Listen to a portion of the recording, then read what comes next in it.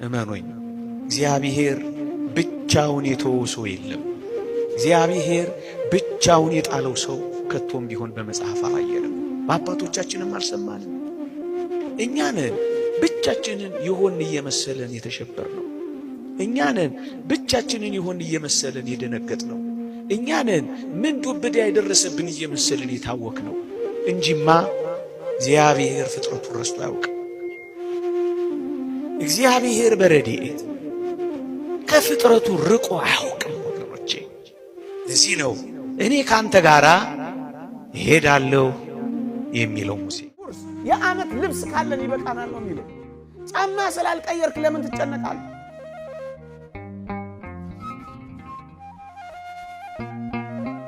ለምን ትጨነቅ? የዕለት ጉርስ ካላሳጣ ለምን ትጨነቃለህ? ለዓመት እያሰብክ ለምን ትፈነዳለህ? ምናምን ካልገነባው እያልክ ለምን ከሰውነት ተራ ትወጣለህ? ለምን ትሰርቃለህ? ለምን ታታልላለህ?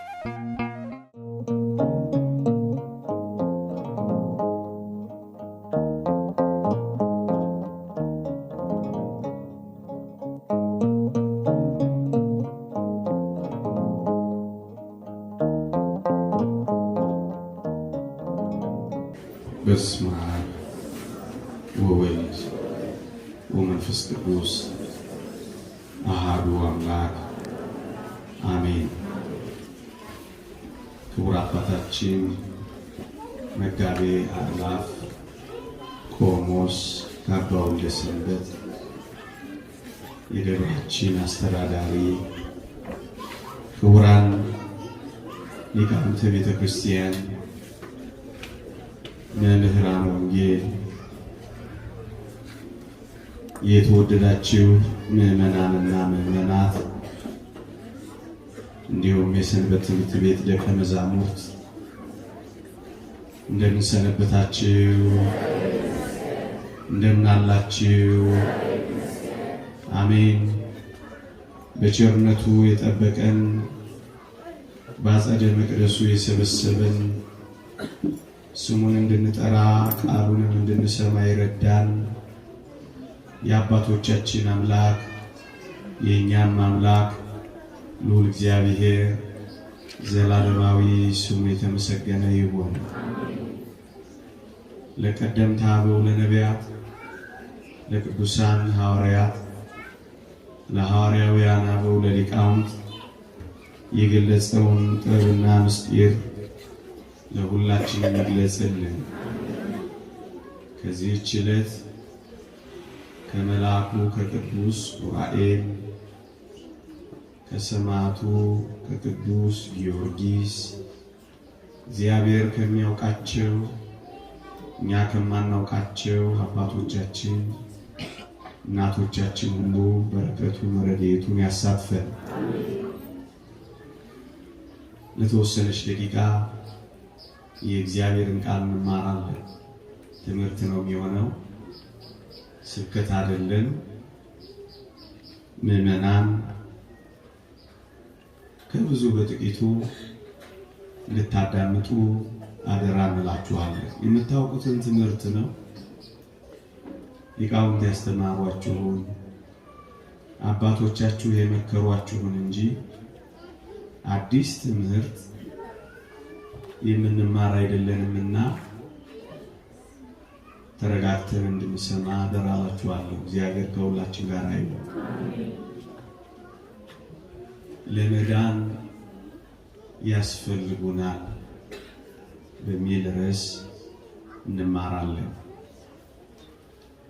ለመዳን ያስፈልጉናል።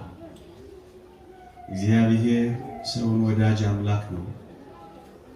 እግዚአብሔር ሰውን አፍቃሪ አምላክ ነው። እግዚአብሔር የሰው ልጆችን መዳን የሚፈልግ አምላክ ነው።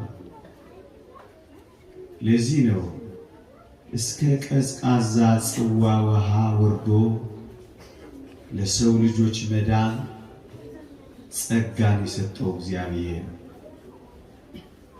ታስታውሳላችሁ በወንጌል በማቴዎስ ወንጌል ምዕራፍ 10 ቁጥር 40 እስከ 42 ነቢይን በነቢይ ስም የተቀበለ የነቢዩን ዋጋ ይወስዳል፣ ጻድቁን በጻድቅ ስም የተቀበለ የጻድቁን ዋጋ ይወስዳል ይልና እውነት እውነት እላችኋለሁ ዋጋው አይጠፋበትም ይላል።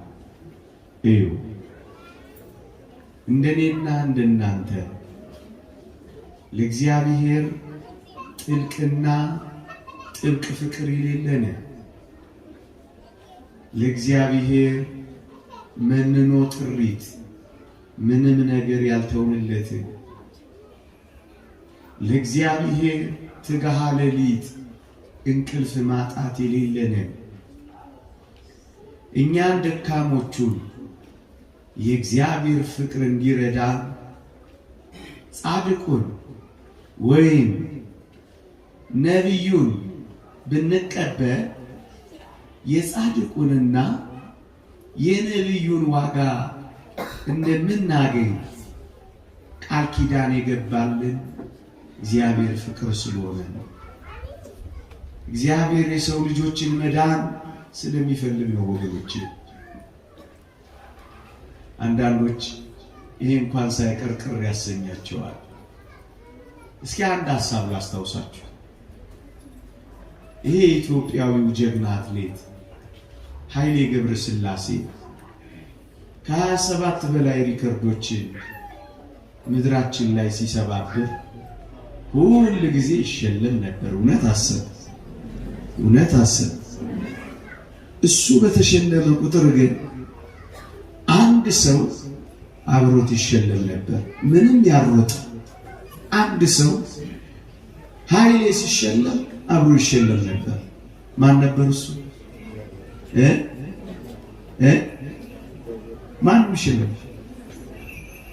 አሰልጣኙ ወልደ መስቀል ኮስትር የሚባል ተዛያችሁ ሮጦ እኮ ሮጦ ያውቃል። እንደውም በከዘራ ነበር የሚሉት ይሳቸው።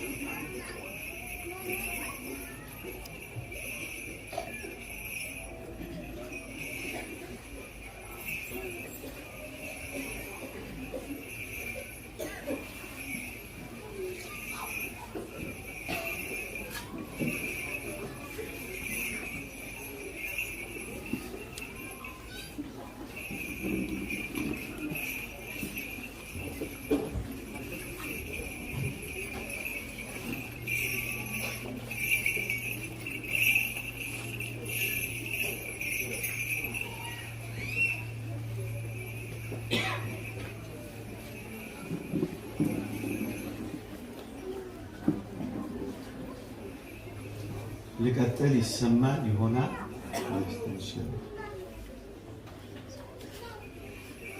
እሺ እየሰማችሁ እሺ፣ በረከትም እያገኘ ጸሎታችንም ያደርግልናል፣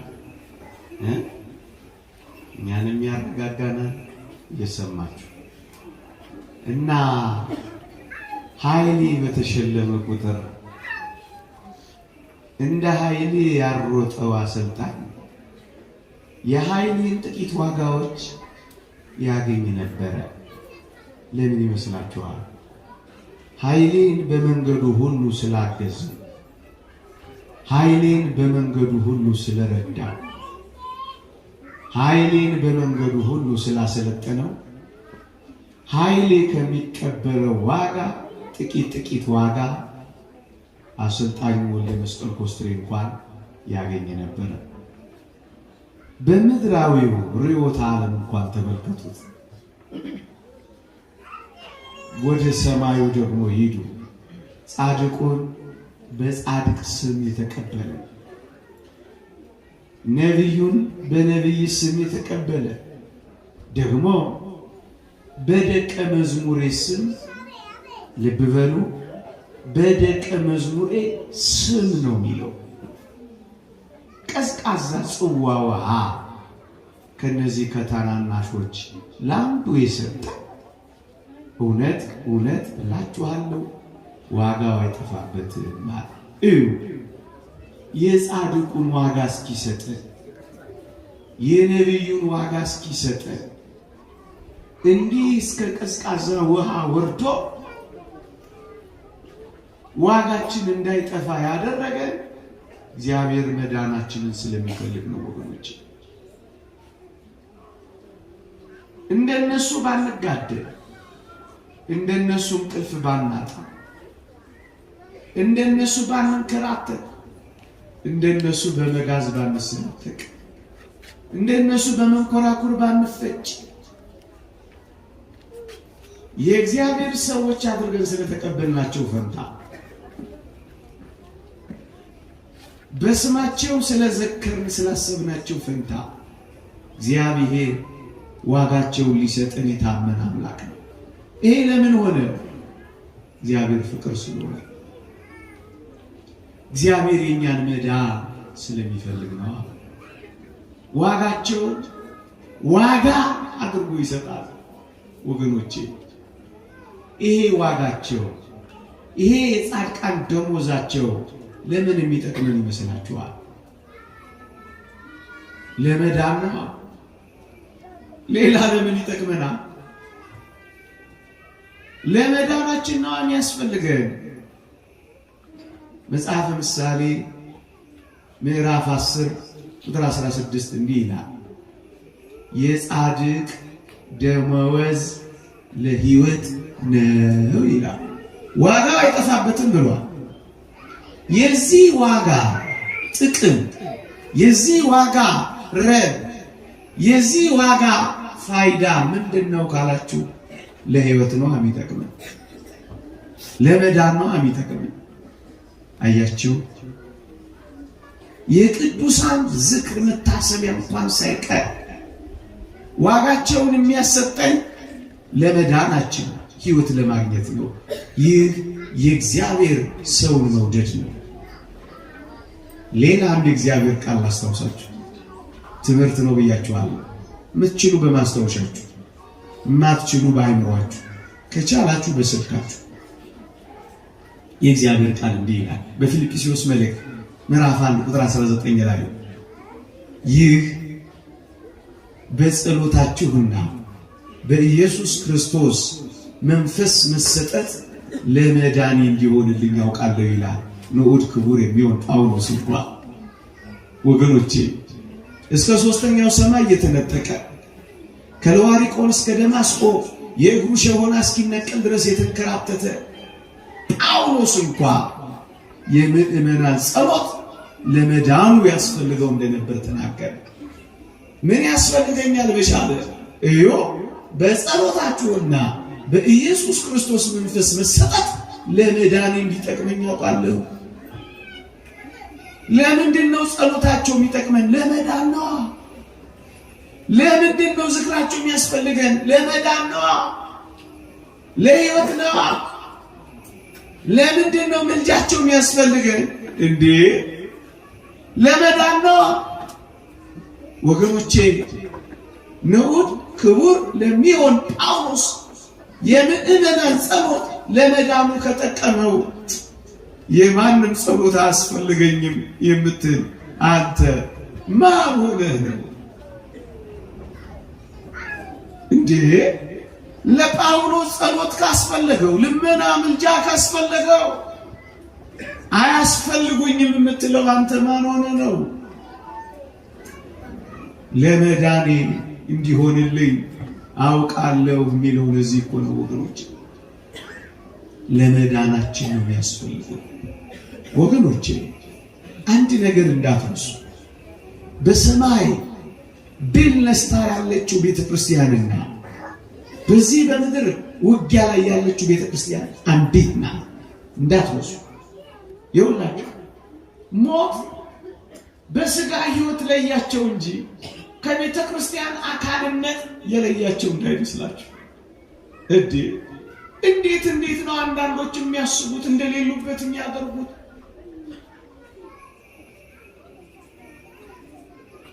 መጽሐፍ ቅዱስ የሚለውን ግልጽ ነገር ልንገራችሁ። እግዚአብሔርን ስናምን፣ ክርስቲያን ስንሆን፣ በመንፈሳዊ ሕይወት ስንመላለስ፣ የእግዚአብሔር ልጆች ስንሆን ወገኖቼ ወዴት እንደምንደርስ ታውቃላችሁ? ወደ ጻድቃን መንፈሶች ደርሳችኋል ይላል። ወደ ምን ጮክ በሉ። ወደ ጻድቃን ደርሳችኋል። አብረን ነው የምንሆነው። አብረን ነው የሚሆኑት። እነሱም ጋር ነው የምንደርሰው። እቺ ውጊያ ላይ ያለች ሚሊታንት ቸርች ትባላለች። ገና ዝግጅቷ እያደረገች ያለች ናት። ያቺ የጨረሰች ናት። ግን አንድ መንጋ እነሱ ስለዚች አያገባቸውም የሚሉት እንዴት ያሳፍራሉ ወገኖቼ። የመሰረቷት ቤተክርስቲያን አያገባቸው። መጽሐፍ ቅዱስ በነቢያትና በሐዋርያት መሰረት ላይ ታንጻችኋል ይላል አይደል? በጉልበት ነው እንደማሳምራችሁ ይላል አይደል? መሰረት ሆነው አገባቸው ይባላል። አውቁ ይባላል። እንዴት ማፈሪያ ነው! እና ለዚህ ነው ክርስቲያን የሆነው ምንም ላይ አገባ እና ለዚህ ነው ተጋደሉ። እስኪ ጠይቃችሁ የኢትዮጵያ የጦር ኃይሎች ኤታማዦር ሹሙ የመከላከያ ኤታማዦር ሹሙ እዚህ አዲስ አበባ የጦር ማዘዣው ላይ ሆኖ እዛ 700 ምናምን ኪሎ ሜትር ሞያሌ ጠረፍ ያለችው የኢትዮጵያ ድንበር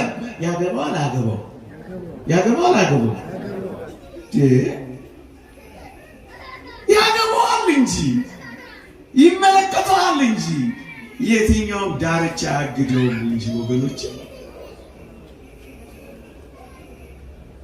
አንድ በጣም ጥንቅቅ ያለ ፕሮፌሰር የሳይንስ ምሁር ፕሮፌሰር የሆነ የሳይንስ ምሁር በጣም ያነሱ የሳይንስ ኤሌመንተሪ ጉዳዮች ያውቃል መሳቂያ ነን ማብናቀረው እየሰማችሁ ነው። ድል የነሱ በእግዚአብሔር ፊት የከበሩ በገናንነት የሚኖሩ ሁሉን እንዲያውቁ የተሰጣቸው እኒህማ እንዴት የከበሩ ናቸው ወገኖቼ። እንዴት ነው አያስፈልጉም የምንላቸው? ያስፈልጋሉ። ቆይ እጃችሁ ለዓይናችሁ ያስፈልጋል አያስፈልገው?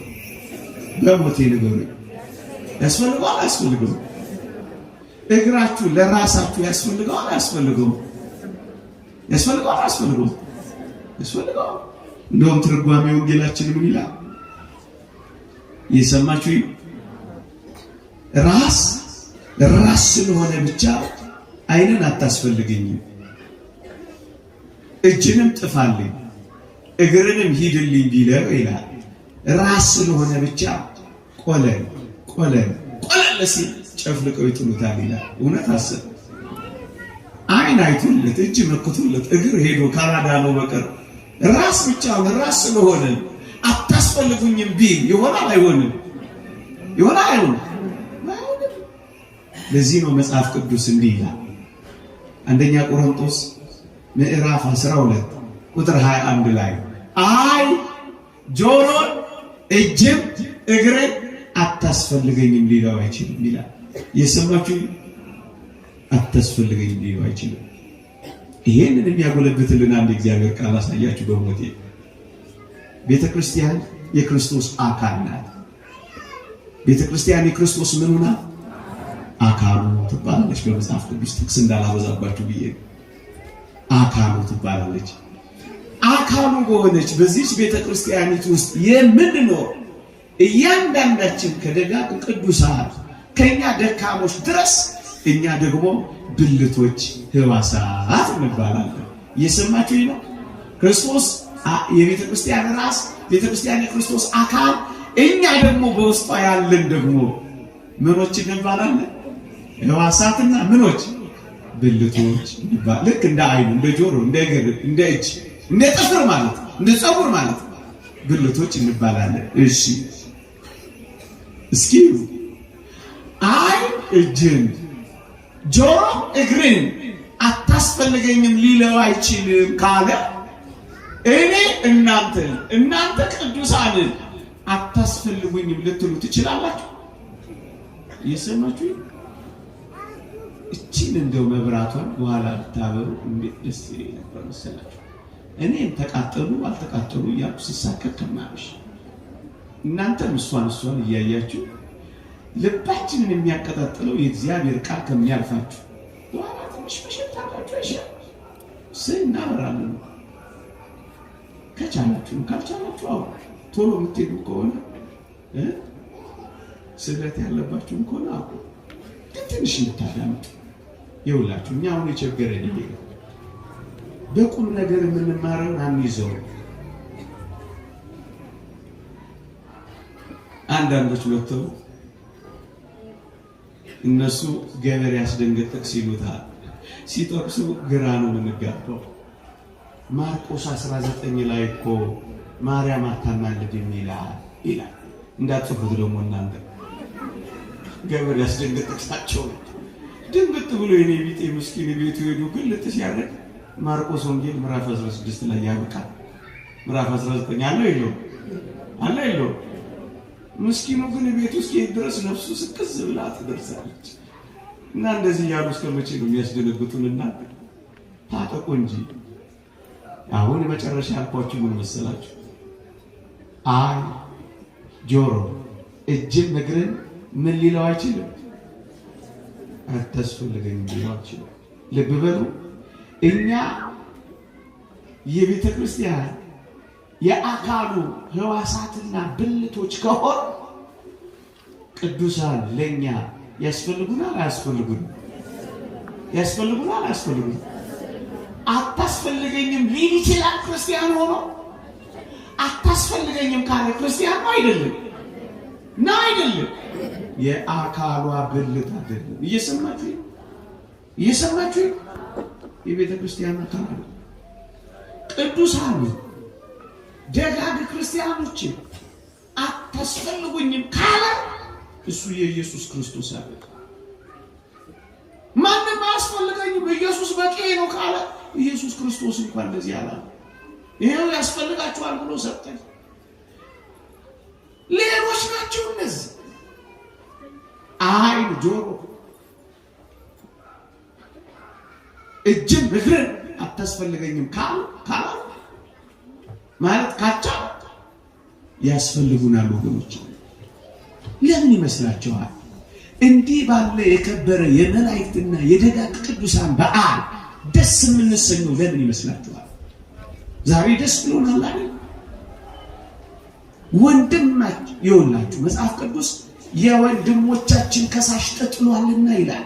መላእክት ቅዱሳን የኛ ወንድሞቻችን እኮ ናቸው። የነሱ በዓል ሲሆን ደስ የሚለን ለምን መሰላችሁ?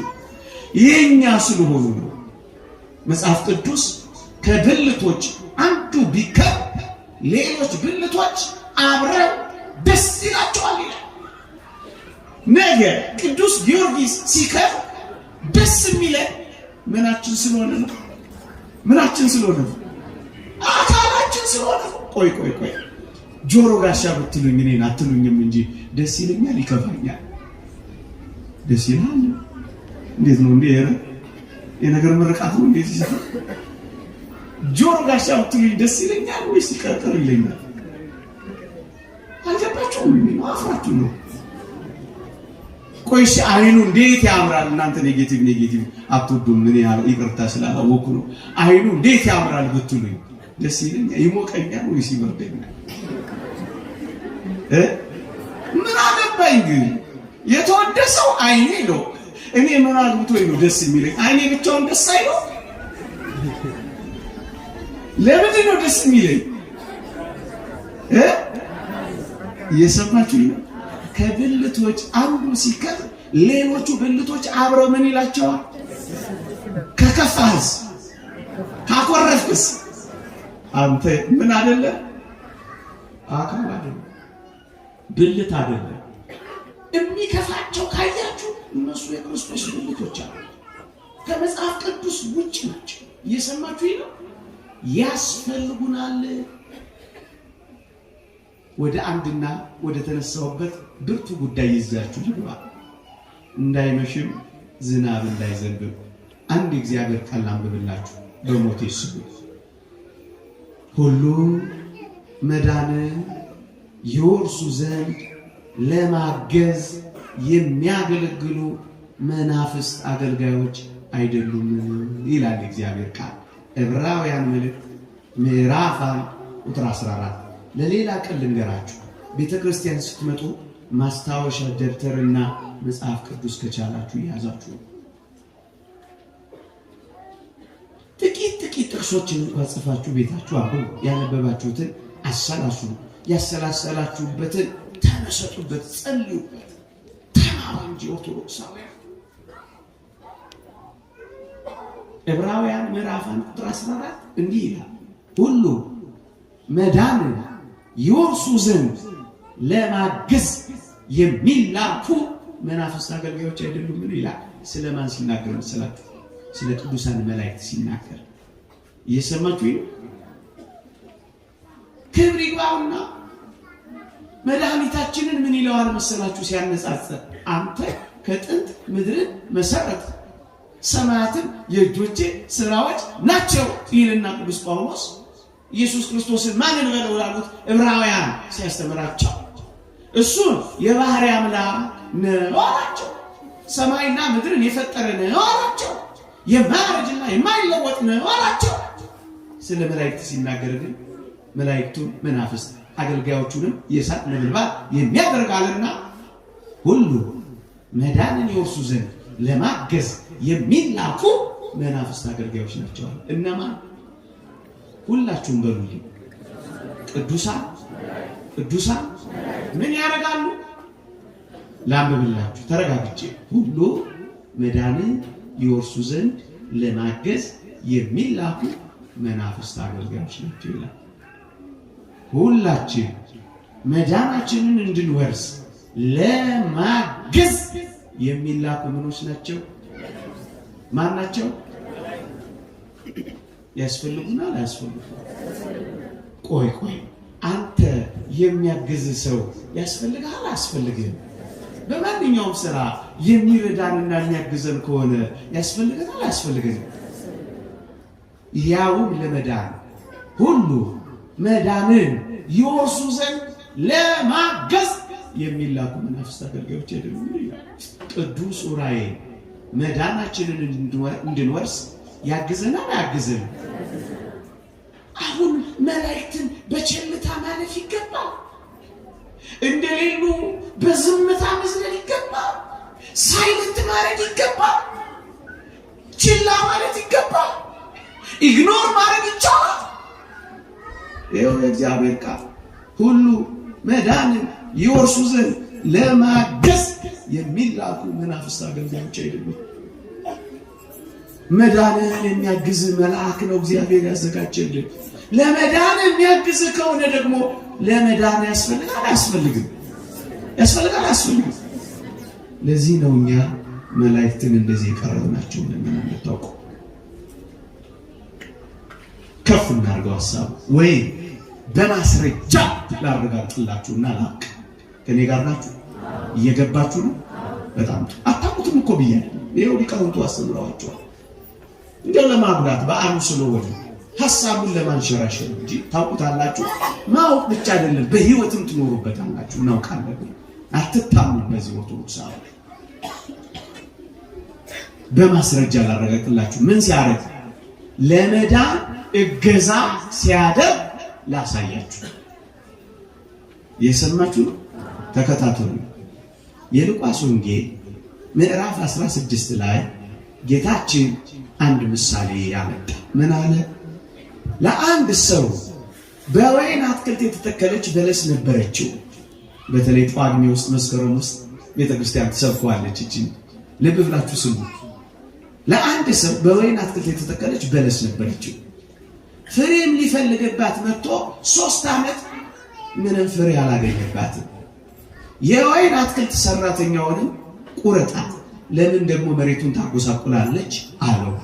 የወይን አትክልት ሰራተኛው ግን እንዲህ አለ፣ ጌታ ሆይ ዙሪያዋን እስክኮተኩትላት ፋንድያ እስካፈስላት በዚህች ዓመት ደግሞ ተዋት፣ ወደፊት ብታፈራ ደህና ነው፣ ያለዚያ ግን ትቆርጣታለህ አለው ይላል ንባቡ። ይሄ ባጭ 3 ባለድርሻ ወይም ተሳታፊ አካላት አሉ። አንደኛው የበለሷ ባለቤት የሰማችሁ ነው። የበለሷ ባለቤት፣ ሁለተኛው ራሷ በለሷ፣ ሶስተኛው የበለሷ ወይም የወይን አትክልት ሰራተኛ አይደለ? ለአንድ ሰው የተተከለች በለስ ነበረችው፣ ፍሬ እንዲፈልግ መጣ፣ የወይን አትክልት ሰራተኛ ሆነ። ሶስት። አሁን ወደ ትርጓሜ እንግባ። የወይን አትክልት ባለቤቱ የበለሱ ጌታ፣ የበለሱ ባለቤት ማን ነው ካላችሁ መጽሐፍ ቅዱስ ይፈታልና ትንቢተ ኢሳይያስ ምዕራፍ 5 ላይ እነሆ ለወይኔ ያላደረኩት ምንድነው? ቅጥርን ቀጠርኩላት፣ ጉድጓድን ማስኩላት፣ ወይን ታፈራ ዘንድ ተማመንኩላት፣ ሆምጣጣ ፍሬ አፈራች። እነሆ በእኔና በወይኔ መካከል እስኪ ፍረዱ ይላል። ማን ነው እሱ? ባለቤቱ እግዚአብሔር። የሰማችሁ ነው። እግዚአብሔር ምን አለ? ለወይኔ ያላደረኩለት ምንድነው አለ። የበለሱ ባለቤት እግዚአብሔር። በለሱስ ማን ነው? ለጊዜው እስራኤል ነው። ለጊዜው እስራኤል ዘሥጋ በለስ ያቆጠቁጥ ጫፏም ሲለሰልስ በጋ እንደቀረበ ታውቃላችሁ የሚለውን ትርጓሜ ሊቃውን ሲተረጎሙ ለእስራኤል ነው ይላሉ። እውነት ነው። ትንቢተ ዳንኤል ምዕራፍ 12 ቁጥር 7 ላይ የተበተነው ሕዝብ ኃይል መሰብሰብ በጨረሰ ጊዜ ጌታ ሊመጣ ነው ይላል። ያ የተበተነው ሕዝብ አይሁድ ይሄው ተሰብስበዋል፣ ይሄው ኃያል ሆነዋል፣ ይሄው የጌታ መምጫ ቀርቧል። ውሸት እንዳይመስላችሁ በ1948 ኃያል መንግስት መስርተዋል። ይሄው ሰሞኑን እንኳን ከኢትዮጵያ 2000 የእነሱን ወገን ይወስዳሉ። እየተሰበሰቡ ነው። እያለቀ ነው። በተጨረሰ ጊዜ እግዚአብሔር ይገለጣል ይላል። እያለቀ ነው። ሁለተኛ ማስረጃ ከእስራኤል ቅሬታዎች አንዳንዶች ይድናሉ ይላል ቅዱስ ጳውሎስ። አሁን በቅርቡ የአይሁድ የክርስቲያኖች ማህበር አቋቁመው ኢየሱስ ክርስቶስ ተወልዷል እያሉ መዘመር ጀምረዋል። ከአይሁድ ቅሬታዎች አንዳንዶች ለመዳን ተዘጋጅተዋል። ሁለተኛው ትንቢት ነው። በለስ እስራኤል ብሎ ተርጉሞታል። ምክንያቱም በዘመነ መሳፍንት፣ በዘመነ ነገሥት፣ በዘመነ ካህናት 3 ጊዜ ፈልጎ ፍሬ ያጣባቸው እነሱ ነው። ልብ በሉ። እስራኤል ዘነፍስ ለኛ ይተረጎማል። ጌታ ባለቤት በለሱ ወይም የወይን አትክልቱ እስራኤል ወይም የሰው ልጆች። እቺን ጉዳይ ቆየት ብሏል። በጥንቱ አንድ 10 ምናምን ዓመት ከአንድ ሌላ ቤተ እምነት ካለ አንድ ሰው ጋር ስንወያይ በለሱ የበለሱ ጌታ ማን ነው አለው። እሱማ እግዚአብሔር ነው አለው። በለሱ ማን ነው ስንለው ኢየሱስ ነው አለ። እና ይቆረጥ የተባለው ኢየሱስ ነው ስንለው ይቅርታ ቆይ እስኪ እንደገና ላንብቦ ምን ቸገራችሁ እነሱ ዝም ብሎ ማለት ነው። በቃ አስታውሳለሁ እዚህ ገላትያ መልእክት ምዕራፍ 6 ላይ ቅዱስ ጳውሎስ ዓለም ለእኔ ከተሰቀለበት እኔም ለዓለም ከተሰቀልኩበት ከኢየሱስ ክርስቶስ መስቀል በቀር ትምክህት ሌላ ከኔ ይራቅ ይላል። አንተ ጳውሎስ እኮ ዓለም ለእኔ እኔም ለዓለም ከተሰቀልኩበት ይላል። ጳውሎስ ለዓለም ተሰቅሏል እንዴ አለ። ደነገጠ ይላል ነው ይላል። እስኪ እናፈሩ ከወደ ላይ ጀምር ወደ ታች ሂድ አነበብ በግራ ሲገባው በጣም ያሳዝናል። ጳውሎስ ገና ዛሬ ሰዓት ምን አላላቆም ቢለ ደፋሮች እኮ ናቸው አንዳንዶች።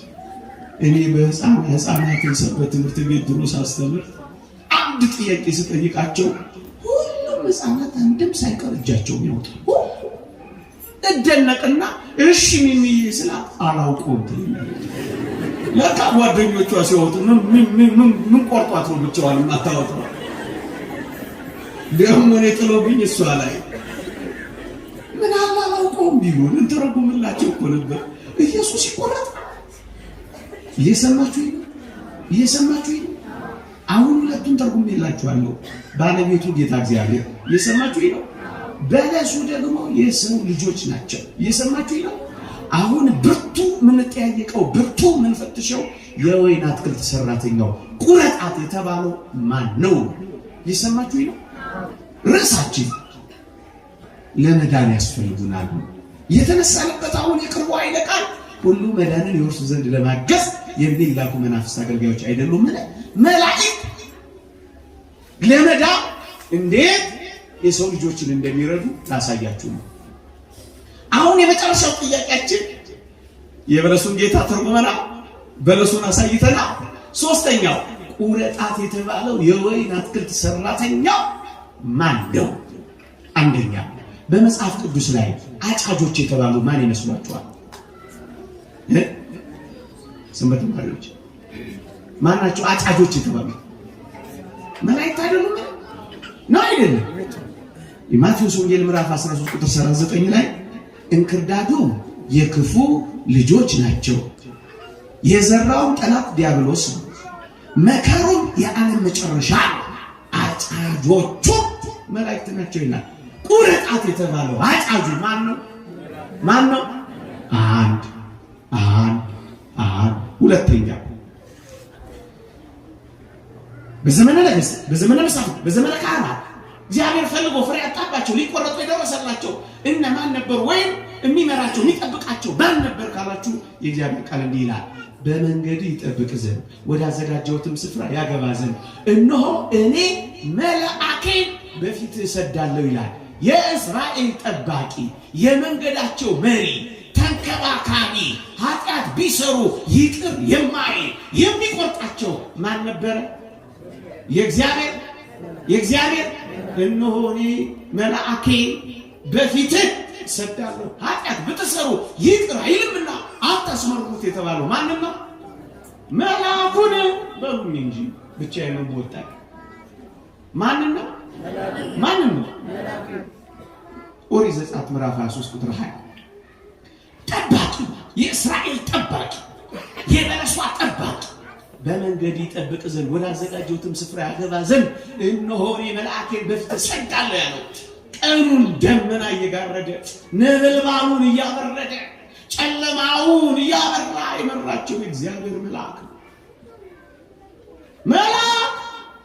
የእስራኤል በመንገዳቸው ሊጠብቃቸው፣ ሲያጠፉ ደግሞ የሚቆርጣቸው ምን ይላል? ኃጢአት ብትሰሩ እዛው ጥቅስ ላይ ይቅር አይልምና አታስመርሩት ይላል። ማንም ስሜ በእርሱ ስለሆነ አታስመርሩት ይላል። ማንም ሁለት እየሰማችሁ ይላል። ሶስተኛ የሚላኩ የሚታዘዙ የሚያገለግሉ ማን ናቸው? መላእክት አይደሉም? መጽሐፍ ቅዱስ በግልጽ ይናገራል። መላእክቱ ስላንተ ያዛቸዋል ይላል። ቁረጥ፣ ሂድ፣ አድን ተብለው የሚላኩ የሚታዘዙ መላእክት ናቸው አይደሉም? ሶስት አንድ ደግሞ አስደናቂ ማስረጃ ላቀርብላችሁ ወገኖቼ። ከዚች በለስ አጠገብ ያለው የወይን አትክልት ሰራተኛ ማን ነው ነው ጥያቄው አይደል? ነው አይደለም? እየተከታተላችሁ ነው አይደለም? በጣም ጥሩ። መጽሐፍ ቅዱስ እንዲህ ይላል። ማቴዎስ ወንጌል ምዕራፍ 18 ቁጥር እየጨረስኩ ነው። እሺ ማቴዎስ ወንጌል ምዕራፍ 18 ቁጥር 10 ላይ ምን ይላል መሰላችሁ? ከነዚህ ከታናናሾቹ አንዱን እንዳትንቁ መላእክቶቻቸው ዘውትር በሰማያት ያለውን የአባትን ፊት ያያሉላችኋል ይላል። ለእያንዳንዱ የሰው ልጅ አጠገቡ ምን አለው? ጮክ በሉ በእውነት ምን አለው? ይኸውላችሁ አንድ ይሄ ሐዋርያ ነው ይላችሁ ይችላል። አንድ ውጭ ያለ እያንዳንዱ ለአንዳንዱ ሐዋርያ ያለው እንዴ አይልም መጽሐፍ ቅዱስ። መከሩ ብዙ ነው፣ ሰራተኞች ግን ጥቂቶች ናቸው የሚለው። አንዳንዱ ወንጌላዊ፣ አንዳንድ ሐዋርያ የለም። አንዳንድ ግን ምን አለ? እንደውም አንዳንድ እኔ ያሳነስኩት ስንት ነው? ሁለቱ ነው። ይሄን ምን ማስረጃ አለ? መላእክቶቻቸው ይላል አይደል? ከነዚህ ከታናናሾቹ ስንቱን እንዳትንቁ አንዱን እኮ ነው የሚለው። አንዱን እንዳትንቋልና ለአንዱ መላእክቶቻቸው ስንት? ከአንድ በላይ ሊቃውንት ቀን አንድ ማታ አንድ ጠባቂ አለ ወገኖቼ። ጠባቂያችሁ አጠገባችሁ፣ አታሳዝኑ፣ ክፉ አትናገሩ፣ አጠገባችሁ ነው። አታስመረሩት፣ አጠገባችሁ ነው። ሊቃውንት እንደ ሁለት መግቢያው በረታል፣ ሁለት መድረኩ ላይ፣ ሁለት ቅኔ ማህሌ፣ አንድ ቅድስተ ቅዱሳን ውስጥ 9 መላእክት ይጠብቋታል ይላሉ ቤተክርስቲያን። እጃችሁን ኪሳችሁ ከታችሁ ያፏጫችሁ የምትገቡ ይብላኝ ለእናንተ በተኛችሁበት ቢጃማ የምትገቡ እህቶቼ ይብላኝ ለእናንተ። ጎራዳ ነጠላ አድርጋችሁ የምትመጡ ይብላኝ ለእናንተ። ተው፣ ይቺ ቅድስ የምታንቀጠቅጥ ቤት ናት። ጮክ ብላችሁ የምትስቁ የምትናገሩ፣ ተለማመድን ብላችሁ ኪሳችሁ እጃችሁ ከታችሁ የምታሽካኩ ትኖሩ ይሆን? እዚህ አትፈሩትም? እግዚአብሔር መልአካችሁ አያስደነግጣችሁ አለ። ማመን እያቃተን እንጂ አለ አጠገባችሁ። ልብ በሉ። እኔ ግን የምፈልገው ከእያንዳንዱ ሰው አጠገብ ማን አለ? ማን አለ? ከእነዚህ ከታናናሾቹ አንዱን እንዳትንቁ። መላእክቶቻቸው ዘውትር በሰማያት ያለው የአባቴን ፊት ያያሉላችኋለሁ። ስለዚህ ባለቤቱ እግዚአብሔር፣ በለሱ የሰው ልጅ፣ የወይን አትክልት ሰራተኛውና ጠባቂው ማን ነው? አጫጅ የተባለው ማን ነው? ቁረጣት ተብሎ የተላከው ማን ነው? አረጋግጥ። አሁን መልአኩን እንዳልሱበት በሞቴ ሁሉ መዳንን የወርሱ ዘንድ ለማገዝ የሚላኩ መናፍስት አገልጋዮች አይደሉም? አይደል ያልኳችሁ? እዩ። ባለቤቱ መጣና ቁረጣት፣ ለምን ደግሞ መሬቱን ታጎሳቆላለች ሲለው ቁርጥ አደረጋት። እንዴ አደረጋት? ምን አለ? ካልሰማችሁኝ ማለት ነው። ልትገርሙ ነው። ቀበቶ ይዤ ልጋራ። ምን አለ መሰላችሁ? ጌታ ሆይ ዙሪያዋን እስከተተኩትላት ፋንድያም እስካፈስላት በዚህች ዓመት ደግሞ ምን በላት? ተዋት። ምን አረገላት? ኧረ ጮክ በሉ። ለምንላት አትሉም እንዴ? ምን አሰጣ? ምህረት፣ እድሜ ያስጨመረላት፣ ቀን አስመረቀላት፣ ዓመት አስኬዳ። እኔ ምን አረጋታለሁ አለ? ዙሪያዋን ኮተኩትላታለሁ። ምን ማድረግ ነው? ሁሉ መዳንን ይወርሱ ዘንድ ለማገዝ የሚላኩ መናፍስት አገልጋዮች ምን አረጋታለሁ? ዙሪያዋን ኮተኩትላታለሁ፣ ፋንድያ አፈስላታለሁ፣ አረሙን እነቅልላታለሁ፣ ንፋሱን ከላከልላታለሁ፣ ውሃ አጠጣታለሁ፣ ደሞስ እንከባከባታለሁ፣ እገዛ አረግላታለሁ፣ ደሞስ እረዳታለሁ። ምን እንድትል? ፍሬ እንድታፈራ። እየሰማችሁ ነው? ፍሬ ካላፈራሽ ምን ስለምትሆን? ተቆጣስ? እሳት ስለምትጣል። ከወገናችን ያሉት ደግሞ ፍሬ ቢሶች ሆነው እንዳይጣሉ የግድ አስፈላጊ የሆነውን መልካም ስራ እንዲሰሩ ይማሩ ይላል ቅዱስ ጳውሎስ ቲቶ ምዕራፍ 3 ቁጥር 14። ከወገናችን ያሉ ፍሬ ቢስ ከሆነች ምን ትሆናለች? ባካቱ ቁረጣ። ለምንላ? እየሰማችሁ ነው? መልአኩ ምን እያደረገ ነው? ፍሬ እንድታፈራ እንድትድን ይለምንላት ያዘ። ሁሉ መዳንን ይወርሱ ዘንድ ለማገዝ ሲባል ምንድን ነው? መዳናችንን እንድናገኝ ፍሬ እንድናፈራ ይለምኑልናል። ኦጊረስ የተባለ ሊቅ ትንቢተ ኢሳይያስ ምዕራፍ 6ን ቅዱስ ቅዱስ ቅዱስ የሚለውን ቃል ሲተረጎም ምን መሰላችሁ ያለው? እኛ ለጸሎት እጆቻችንን ስንዘረጋ መልአኩም አብሮ ይዘረጋል ይላል። አብሮ ይጸልያል፣ አብሮ ይቆማል፣ አብሮ ወንድም ነው ያስፈልጋል። ቆይ አንድ ነጥብ ብቻ ላንሳ እንዳላስረዝምባችሁ። መሽቷል፣ ሩብ ጉዳይ ሆኗል። ሌሎች ሐሳቦች እንዳልደራረብባችሁ። ቆይ ሴጣን እግዚአብሔርን ለምኖ አስፈቅዶ መከራ እንደሚያመጣ ታውቃላችሁ? አታውቁ? ሴጣን እግዚአብሔርን ይለምናል አይለምንም? እኔ ማስረጃ ልስጣችሁ። እናንተ እንኳን አፍራችሁም ይሉኝታ ይዛችሁም ይሆናል እዚህ ስለ ቆንክ ይለምናል ያላችሁት ልታግዙኝም ሊሆን ይችላል። አንዳንዳችሁ ደግሞ ታውቁም ይሆናል። የእግዚአብሔር ቃል እንዲህ ይላል። የሉቃስ ወንጌል ምዕራፍ 22 ላይ ጌታ ስምዖን ሆይ ሴጣን እንደ ስንዴ ሊያበጥራችሁ ለመነ ይላል። ሴጣን እንኳን ሐዋርያት ላይ መከራ ለማጽናት መንጋውን ለመበተን ጌታ ለምኗል አልለመነም? ለምኗል አልለመነም? ይሄ ለምን ይላል እንዴ አንተ እስኪ አስበው፣ የወደቀው ሰይጣን እንኳን አስፈቅዶ ለምኖ መከራ ማምጣት ከቻለ ያልወደቀው ቅዱስ ዑራኤል ለምኖ አስፈቅዶ ምህረት ማሰጠት አይችልም? ለወደቀው የተቻለው ለከበረው ይነፈገዋል። ውሸታቸውን ነው፣ አያውቁም። እዚህ ዓለም ውስጥ የሉም እናንተ። ሌላ እሱ ፎርጅድ ነው። ፎርጅድ እሱ ኦርቶዶክሳዊነትን ለመበከል የፈጠሩት ፎርጅድ ነው። ያ ሜካፕ ነው፣ ውሸት ነው። እየሰማችሁ ነው። ኢዮብ ላይ እኮ መከራ ሲያመጣ አንብቡት መጽሐፈ ኢዮብ ምዕራፍ 1 የእግዚአብሔር ልጆች በእግዚአብሔር ፊት ለመቆም መጡ ይልና ሰይጣንን ደግሞ መጣ ይላል። አስፈቅዶ እኮ ነው መከራ ያመጣበት። እና ታዲያ የከበረው ገናና መልአክ ቅዱስ ሚካኤል፣ ቅዱስ ገብርኤል፣ ቅዱስ ዑራኤል፣ ቅዱስ አፍኒን፣ ቅዱስ ፊናስ እነዚህ የከበሩ መላእክት እንደ ዝናብ ነጠብጣብ ያሉ መላእክት ምንም የሉበትም አይደለም። ሁሉ መድህንን ይወርሱ ዘንድ ለማገዝ የሚላኩ መናፍስት አገልጋዮች አይደሉም። አንዳንዶች ይህን ሁሉ ስናቀር እሺ ይሁንላችሁ ይሉና እንደ መሸነፍ የማይቆጥሩትም እነሱ እሺ ይሁንላችሁ ይሉና የት ሆኖ ነው ግን የሚለምን? በተጠራው እንዴት ሆኖ ነው የሚሰማ?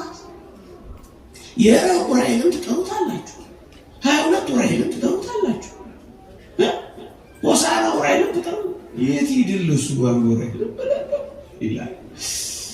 አሳስናል ወገኖቼ የሰማችሁ ጥቂት ሀሳቦችን ሰጥቻችሁ ውረድ። አያውቁትም፣ ይህም አይሰሙትም ይላሉ። አንድ እግዚአብሔር ቃል ልንገራችሁ። የእግዚአብሔር መልአክ እግዚአብሔርን በሚፈሩት ሰዎች ዙሪያ ምን ይላል? ምናልባት ዛሬ መስዋዕቱ ላይ ነበር። የእግዚአብሔር መልአክ እግዚአብሔርን በሚፈሩት ሰዎች ዙሪያ ምን ይላል? ምን ይላል? ወገኖቼ የእግዚአብሔር መልአክ የሚለው አንድ መልአክ እግዚአብሔርን በሚፈሩት ሰዎች ዙሪያ መካከል ምን ይላል? አሉ የሉ? በዙሪያችን ይሰፍራሉ አይሰፍሩም? አያምኑም እኮ ነው ሰዎች። እኛ እናምናለን። አንድ ሁለተኛ በመሰዊያችን በዕጣን መሰዊያችን መስዋዕት በማቅረባችን አጠገብ ሁሉ ጊዜ እግዚአብሔር መልአክ አለ። ቅድም እንዳልኳችሁ ቅድስተ ቅዱሳን ውስጥ አትዳፈሩ ዲያቆናት ባካችሁ፣ ሁሉ ጊዜ አለ። ይሄን በምን ማረጋገጥ ትችላላችሁ መሰላችሁ? የቅዱሳንን ሁሉ ጸሎት፣ የክርስቲያኖችን ጸሎት ያደርጋል አያደርግም? ያደርጋል አያደርግም? የሚያሳርገው ማን ነው? ማን ነው? ተቆጣችሁ እንዴ? ማን ነው የሚያሳርገው? ቅዱሳን መላእክት እኮ ናቸው። እስቲ የሚያሳርጉት በዚህ ከተስማማ ማስረጃ አለ። የዕጣኑ ጢስ ከቅዱሳን ጸሎት ጋር በመልአኩ እጅ በእግዚአብሔር ፊት ወጣ ይላል መጽሐፍ ቅዱስ ዮሐንስ ራዕይ ምዕራፍ 8 ቁጥር 4። የሚያሳርጉት ማን ናቸው? መላእክት ናቸው የሚያሳርጉት። አንዳንዶች ለምን የምንጣላ ይመስላችኋል? በዚህ ዘመን ማለት ምንጣላ ማለት ምን ነው ማለት አንድ የተሐድሶ የሚባሉ ተነስተዋል ነበር ባለፈው ሰሞን አንድ መጽሐፋቸው ላይ ተስተውዛለሁ። የቅዱሳን ጸሎት ተቀባይነት የሚያገኘው ወይም ውጤት የሚኖረው ጸሎታቸው በኢየሱስ በኩል ስለሚያደርግ ነው ብሎ ጽፎ ነበር። ኢየሱስ ጸሎት አሳራጊ ነው እንዴና ክብር ይግባው ነው እንዴ? መልአክ ነው። እየሰማችሁ መልአክ ነው እያሉት እኮ ነው። ለዚህ ነው እኛ የምንጣላው። ታዲያ መልአኩ ጸሎት እያሳረገ ጸሎታችንን ያውቀዋል አያውቀውም? ያውቀዋል። እያንዳንዱ ሰው ደግሞ ቀደም ብለናል። ከነዚህ ከተናናሾች አንዱ እንዳትኩ መላእክቶቻቸው ዘውትር በሰማያት ያለውን የአባቴን ፊት ያሉ አጠገባችን አለ የለም? አንድ የመጨረሻ ሐሳብ ፀሐይ ስትወጣ መሬት ለመድረስ ስንት ጊዜ የሚፈጅባት ይመስላችኋል? እናንተ የሳይንስ ተማሪዎች ሆይ ፀሐይ እዚህ ለመድረስ ዓመት፣ 2 ዓመት፣ 7 ዓመት ስንት ሳይንስ 8 ሰከንድ ብቻ ነው የሚፈጅባት። የእግዚአብሔር መልአክ ከፀሐይ ያንሳል ይመጣል? ክብሩ ይበልጣል ይበልጣል። ይሄን በምን ታውቃላችሁ መሰላችሁ? ከመልአኩ ክብር የተነሳ ምድር በራች ይላል መጽሐፍ ቅዱስ። አንድ መልአክ ሲወጣ ምድርን ያበራል። እየሰማችሁ ከፀሐይ በላይ ፀሐይ ስትወጣ ሙሉ ለሙሉ ዓለምን ታበራለች አታበራ? ጉድ ፈልቶ የረር ጉድ ፈላ። እዚህ ጨለማ ሲሆን እኮ እዛ አሜሪካ ምናልባት ብርሃን ይሆናል። ሙሉ ለሙሉ ታበራለች እንዴ? አታበራም። ስነግራችሁ አሰቡ። ይኸውላችሁ እዚህ ሲጨልም ሌላ ቦታ ብርሃን ሊሆን ይችላል። እውነት አስብ። ያ ማለት ሙሉ ለሙሉ አታበራም። እውነት አስብ። መልአኩ ሲመጣ ግን ምድር ሁሉ ምን ትሆናለች? ትበራለች። ስለዚህ መልአኩ ይሄን ያህል ፀሐይን ያልፈጣን ከሆነች መልአኩ ማለት ገና በጸሎት ስናገር አስቀድሜ በራእይ አይቼው የነበረው ሰው ገብርኤል እየበረረ መጣ ይላል። ገና ስንናገር አፍንጫችን ስር ይመጣል። እየሰማችሁ እልፍ አእላፋት መላእክት አሉ እንደ ዝናብ ነጠብጣብ እና መዳናችንን ምን ያደርጋሉ? ያግዙናል፣ ይረዱናል። እየሰማችሁ ነው። ለመዳናችን ምን ያደርጉናል? ያስፈልጉናል። እንደ ሌሎች እንዳትሆኑ፣ አጓጉል ሐሳብ እንዳትይዙ። እግዚአብሔር በሃይማኖት በምግባር ያጸናል። ሁለቱ ልጆች ናቸው አሉ በላብራቶሪ ሊመራመሩ ቁንጫ ይዘው ገቡ አሉ ላብራቶሪ ውስጥ ድሮ ነው። እና ቁንጫዋን አንድ እግሯን ቆረጧትና በረር ያሏት። በረረች። ግኝታቸውን ጻፉ። ምን ብለው? ቁንጫ አንድ እግሯ ሲቆረጥ ትበራለች ብለው ጻፉ። ሁለተኛውን እግሯን ቆረጧት። በነገራችን ላይ ቁንጫ ብር ይኖራት አይኖራት እኔ አውቅ ማታ ገብታችሁ ደግሞ ስታስሱ ታውቁ። ይሄ ሰባኪ ምን አለ? እኔ ከመበላቱ ውጪ ይኖራት አይኖራት አጥንቻለሁ። እንደው ጨዋታው ሊያሳምርልኝ ፈልጌ ነው የምተርክላችሁ። ሁለት እግሯን ቆርጦ በረር ያሏት አልበረረች። ጻፉ። ምን ብለው? ቁንጫ ሁለት እግሯ ሲቆረጥ አትበረም። ሶስተኛ እግሯን ቆርጦ በረር ያሏት አልበረረች። በረር ያሏት አልበረረች። ጮህባት አልበረረች። ግኝታቸው ላይ ፋይንዲንጋቸው ላይ ምን ብለው ጻፉ? ቁንጫ ሶስተኛው እግሯ ሲቆረጥ ጆሮዋ አይሰማም። ምን ያገናኘዋል? እንዲህ አይነት መደምደሚያ የሚይዙ ምስኪን ብቻ አሳዝኑ። እግዚአብሔር ወደ ሃይማኖት ይመልስልን። አሜን።